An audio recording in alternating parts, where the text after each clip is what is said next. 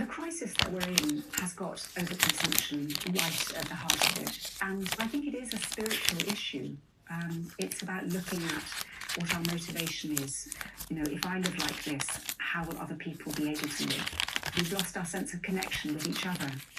Here is an issue which links directly to our Christian faith. And there's an issue of justice at play here, because we who live in the most prosperous, developed parts of the world are chiefly responsible for the degradation of our planetary ecosystem through our uncontrolled consumption.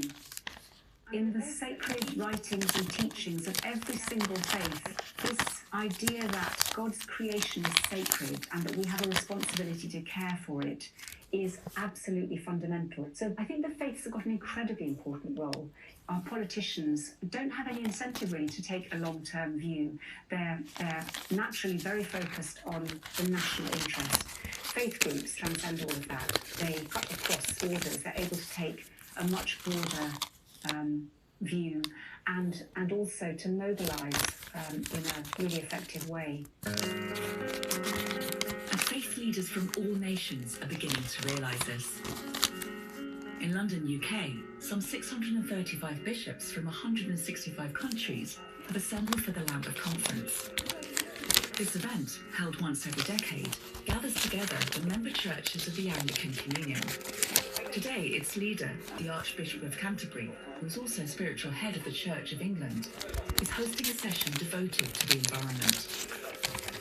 This is an enormous emergency for literally billions of the world's population. So many of the bishops here are living daily with the impact of the climate emergency.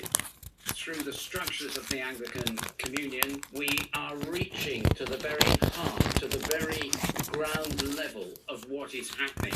If we stand united, we can make a transformative difference around the world.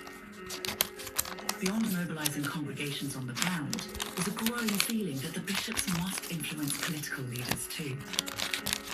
My urgent appeal to all of you ahead of these critical moments is, please do more to help. Call on one leaders to follow through on promises that have been made before and not met.